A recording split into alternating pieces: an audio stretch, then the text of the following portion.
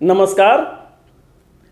हमारा आज का विषय है कि गृह निर्माण के लिए जो हम भूमि का खनन करते हैं, जहाँ पर हम लोग फाउंडेशन देते हैं, तो उस भूमि का खनन किस दिशा से या फिर कहाँ से प्रारंभ करना है। वास्तुशास्त्र में इस क्रिया को अति महत्वपूर्ण बतलाया गया है। ऐसा बतलाया गया है कि अगर भूमि खनन सही स्थान से प्रारंभ नहीं किया जाए तो बहुत बड़ा वास्तु दोष लगता है, यहां तक कि प्राणों के ऊपर भी संकट आ सकता है। इस चीज को समझने के लिए कि किस परिस्थिति में किस स्थान से भूमि का खनन करना है, हम एक आकृति बनाए हैं और उस आकृति के माध्यम से हम समझेंगे कि भूमि का खनन कहाँ से प्रारंभ करना है। तो चलिए हम लोग उस आकृति के माध्यम से समझने का कोशिश करते हैं। अब हम लोग इस आकृति को समझेंगे। इस आकृति में यह है सूर्य की स्थिति, मतलब सूर्यदेव किस राशि में है इसका वर्णन है। ये जो पीला रंग का जो क्षेत्र है वह भूखंड है जहां पर गृह निर्माण करना है या फिर जहां पर भूमि का खनन का प्रारंभ करना है। ये 8 दिशाएं हैं: ईस्ट पूर्व, साउथ ईस्ट आग्नेय कोण, साउथ दक्षिण, साउथ वेस्ट नैऋत्य कोण, वेस्ट पश्चिम, नॉर्थ वेस्ट वायव्य कोण, नॉर्थ उत्तर और नॉर्थ ईस्ट ईशान कोण। इसके बाद एक आकृति है जो सर्प के आकार की है। ये है राहु देवता और ये जो लाल रंग का जो स्थान है वह स्थान दर्शाता है कि कहां से भूमि का खनन प्रारंभ करना है। ऐसा बतलाया गया है कि हर एक भूखंड में राहु देवता विराजमान रहते हैं जो कि उस भूखंड की रक्षा करते हैं। जब भी भूमि खनन का कार्य शुरू होता है तो फिर जो राहु देवता हैं उस भूखंड को छोड़ करके कहीं दूसरे जगह चले जाते हैं। तो ये जो चारों जो आकृति है इसमें देखिए क्या क्या बदलाव है। तो इसमें जो बदलाव है, ये जो राहु देवता हैं उनका पोजीशन का बदलाव है और साथ में जो खनन का जो स्थान है उसका बदलाव है। यह बदलाव किस आधार पर है? तो यह बदलाव है सूर्य की राशि के आधार पर। तो अब हम ये जो चारों जो आकृति है उसमें देखिए क्या अंतर है, ये हम समझेंगे।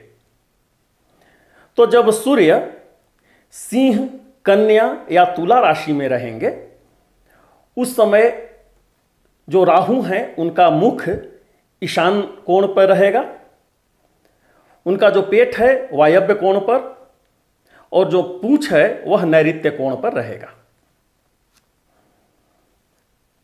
जब सूर्य वृश्चिक, धनु और मकर राशि में रहेंगे उस समय जो राहु देवता हैं वे एंटी क्लॉकवाइज में घूम गए हैं। यहां अगर देखेंगे दोनों में तो एंटी क्लॉकवाइज में घूम गए और इनका जो मुख है वह हो गया वायव्य कोण पर, पेट नैऋत्य कोण पर और जो उनका पूंछ है वह हो गया आग्नेय कोण पर। अगर सूर्य कुंभ, मीन और मेष राशि में रहेंगे तो उस समय जो राहु देवता हैं उनका जो मुख है वह हो जाएगा नैऋत्य कोण पर, पेट हो जाएगा आग्नेय कोण पर और जो पूंछ है वह हो गया ईशान कोण पर। उसी प्रकार जब सूर्य वृष, मिथुन और कर्क राशि में रहेंगे तो जो राहु देवता हैं उनका जो मुख है वह हो गया आग्नेय कोण पर, पेट ईशान कोण पर और पूंछ वायव्य कोण पर। ये देखिए यहां पर आप ये जो चारों जो आकृति है उसमें अगर ये देखेंगे तो जो राहु देवता हैं वे 3 कोना को कवर किए हुए हैं। ये 3 कोना पर विराजमान हैं और एक कोना जो है वह खाली है। तो जिस कोना पर खाली है, मतलब जहां पर राहु देवता नहीं है, उसी कोना पर खनन प्रारंभ करना है। वास्तुशास्त्र में ऐसा बतलाया गया है कि कभी भी खनन कोना से ही शुरुआत करना है, कहीं मध्य से नहीं करना है। तो इस आकृति में देखिए, जो पहली आकृति है उसमें जो खनन है वह आग्नेय कोना से शुरुआत करना है और क्लॉकवाइज में आगे मूव करना है। जो दूसरी आकृति है इसमें जो खनन है वह ईशान कोण से शुरुआत करना है और फिर से ये जो क्लॉकवाइज है क्लॉकवाइज में ही मूव करना है। ये जो तीसरी आकृति है इसमें खनन वायव्य कोण से प्रारंभ करना है और फिर से क्लॉकवाइज डायरेक्शन में ही आगे बढ़ना है। और ये जो चौथी आकृति है उसमें खनन नैऋत्य कोण से शुरुआत करना है और फिर से क्लॉकवाइज में आगे बढ़ना है। यानी आप ऐसे समझिए, जब सूर्यदेव सिंह, कन्या या तुला राशि में है तो खनन आग्नेय कोण से प्रारंभ करना है। जब सूर्यदेव वृश्चिक, धनु और मकर राशि में हैं तो खनन ईशान कोना से शुरुआत करना है। जब सूर्यदेव कुंभ, मीन या मेष राशि में हैं तो खनन वायव्य कोना से प्रारंभ करना है। और जब सूर्यदेव वृष, मिथुन और कर्क राशि में हैं तो खनन नैऋत्य कोना से शुरुआत करना है। अब तक हम समझ चुके हैं कि भूमि का खनन कहां से प्रारंभ करना है। आगे बात करेंगे कि अगर भूमि का खनन अगर हम गलत दिशा से करें तो क्या वास्तु दोष लग सकता है। वास्तुशास्त्र में बतलाया गया है कि अगर भूमि का खनन जो राहु देवता हैं, जो कि सर्प के रूप में हैं, उनके सर के ऊपर से अगर किया जाए, सर के ऊपर किया जाए, तो इस परिस्थिति में जो गृह के स्वामी हैं उनके ऊपर राहु दोष और वास्तु दोष लग जाता है। यहां तक कि उनकी मृत्यु की भी संभावना बन जाती है।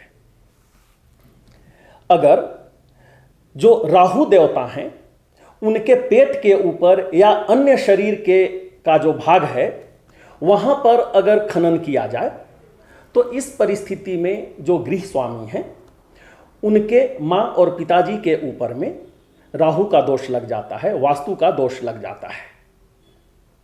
और अगर राहु देवता के पूंछ के ऊपर खनन का शुरुआत किया जाए तो इस परिस्थिति में जो गृह स्वामी हैं उनके चाहे पत्नी या पति के ऊपर में राहु दोष लग जाता है। इसके साथ साथ उनके बच्चे के ऊपर में भी राहु का दोष लग जाता है। तो देखिए, अगर सही स्थान से खनन नहीं किया जाए तो चाहे गृह स्वामी के ऊपर, गृह स्वामी के जो माँ पिताजी हैं उनके ऊपर, या फिर उनके जो बच्चे हैं, पत्नी हैं या पति हैं, उनके ऊपर में भी राहु दोष और वास्तु दोष लग जाता है। आप ऐसे भी समझिए कि अगर हम सही स्थान से अगर भूमि का खनन करते हैं, उस समय क्या होता है कि जो राहु देवता हैं, जो सर्प के रूप में हैं, उनको पता लग जाता है कि अब यहाँ पर गृह का निर्माण होने वाला है और वहाँ से वे चले जाते हैं। वो जो भूखंड है वहाँ से वे चले जाते हैं। इस प्रकार किसी प्रकार से जो राहु का दोष लगता है वो नहीं लग पाता है।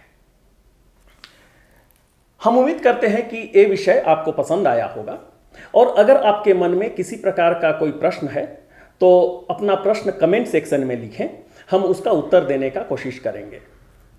हम ये भी चाहेंगे कि आप हमारे चैनल को सब्सक्राइब कर लीजिए, ताकि जब भी कोई नया विषय आए वह सर्वप्रथम आपके पास पहुंचे।